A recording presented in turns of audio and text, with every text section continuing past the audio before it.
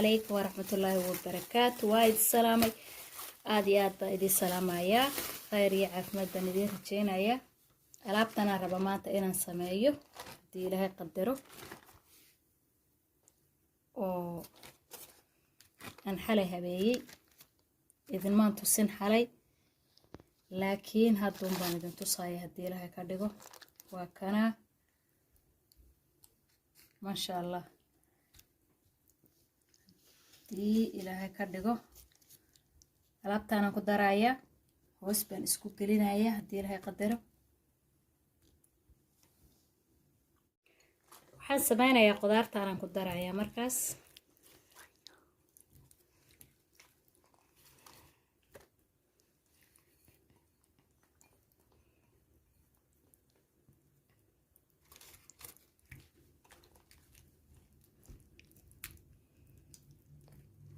tijaabiye ka war doona hadii ilaahay qadaro hadhowta markay soo bislaato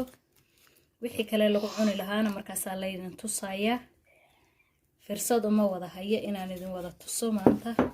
inaan wax walba marka sameynay hadda idin tuso waa maanta waa sabti wax walba waa sugayaan hadii ilaahay qadaro sabtidii hadda hawlo badan baa sugaya marka خير ما شاء الله تبارك الله dadka qaar baaban digaaga cunto u aqooni Soomaalideena hadaan hilib cunin koranay waxaan ma hilib waa digaaga ma waa bahalkii cunto ma arkaanba marka ma sha Allah تبارك الله aad iyo aad alaabta saana isku noqotay ما شاء الله تبارك الله waa aad iyo aad bay maxay haytay ma sha Allah tahay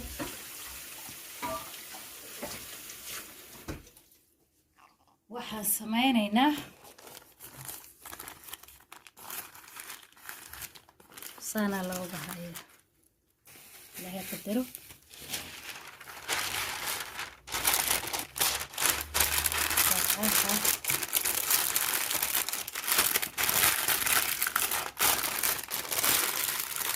ما شاء الله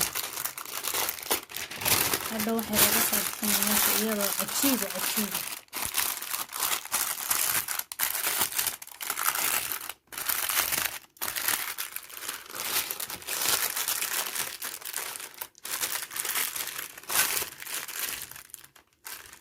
خير بيننا كلنا ما شاء الله تبارك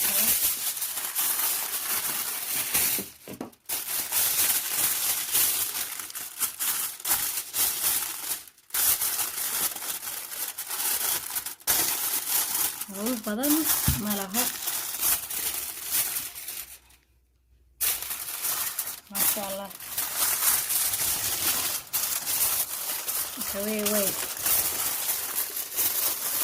وين بيجا باهنتي لكن أنا حبينا وين كسمية مانتا دي لها كتير وين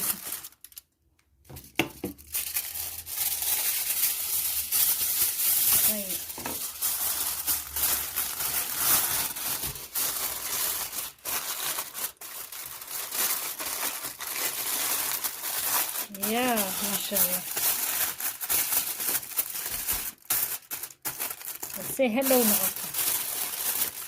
ما اسكسو نقونينا يا سيدا اسكسو بحدان هلو تعرفي دونا إلا مركي هوس بي إنو بسو جرتي قدارتي oo dhan waa aragtaan wixii oo qudaaraha hoos ay mareen marka hadda bacihii iyo wixii oo dhan ka ragnay waatana maadaama bici ka rogay waxaan rabaa in digaaga ama doorada inoo casaato dhiin koldhi baa noqonaysaa sababtu tahay haddii bacdu saarantahay ma guduudanayso waa taas baradhada wad saasay noqoto marka qudaartii oo dhan hoos bay martay way bislaatay in iyadana bislaato huurto maxaa la yiraahdaaye qudaartuna hoos inoo marto oo jinku ku kor inoo soo maray sidoo u casaada baan inaga rabnay Soomaa marka waa kaasa ma sha Allah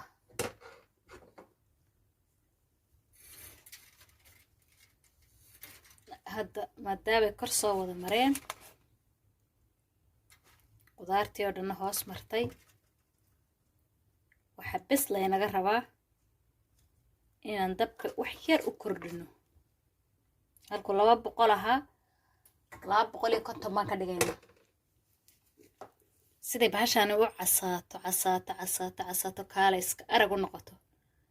saasaan hoos ugu celinayaa hadda markaa la socod wanaagsan waa markii labaadaan hoos ku celinayna sababta raalli ahaada bacdu waaba sanqadh meedhanba inaan bacahan oo dhan ka dhameeyaan rabaa si ay keligeedu tanun baan ku reebaya kuwan kor laga saaro dhan waan ka dhameynayaa sababtoo tahay haddaynan bacaha ka rogin ma casaanayso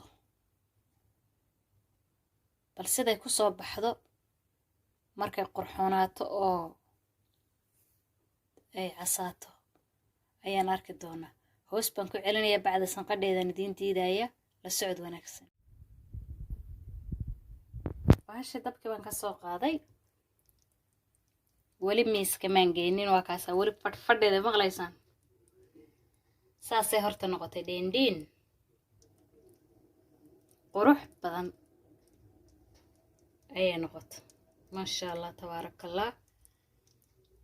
ilaahay ha noo daaweeyo qudaartii oo dhan waa burburtay iyadana goldhigaasay noqotay innaba caadi maaha maasha allah tabaarakallah intaan hilib isku hiraabinayno tana inooga caafimaad badan inooga fiican borotiin iyo caafimaadba labadaba marka waxaan geynayaa miiska wixii lagu cuni lahaa weli inmaan tusin sooma wixii lagu cuni lahaa iyo iyadii baan isu geynayaa haddii ilaahay qadaro marka la socda waa kana waa soo dhamaatay chickenkii waa ujeedaan innaba caadi maaha maasha allah tabaarakallah alaabtan waa bariis aduu bariisun buu u egay laakiin bariiska caadiga ahaynu naqaanay maaha iyo misirta madow iyo sooya baan isku kariyey marka waa u jeedaan se isku soo baxday adduunyadii maasha allah innaba caadi maaha wa maasha allah tabaarakallah hadda kabacdi saan u samaysta digaaga ama chickenka ama doorada hadba saa u fahantaan sababtu tahay waa u bogi doontaan isku tijaabiya horta chicken sida loo sameeyo laydinma baraya laakiin bariiskii baan bedelay si ay kuugu yeelato hoosta dheecaan ama suugo ama qoyaan ayaan u karsan iyadiyo qallalan maanaan cunin way duban tahay ma jeedaan say noqotay haddana waxay leedahay qoyaan ma qallala aad iyo aaday u fiican tahay maasha allah tabaarakallah ciyaal iyo ciroole qof aanay wax tarayna male qof walba waxbay taraysaa qof walba way ku habboon tahay maasha allah marka idinka laftigiinu tijaabiya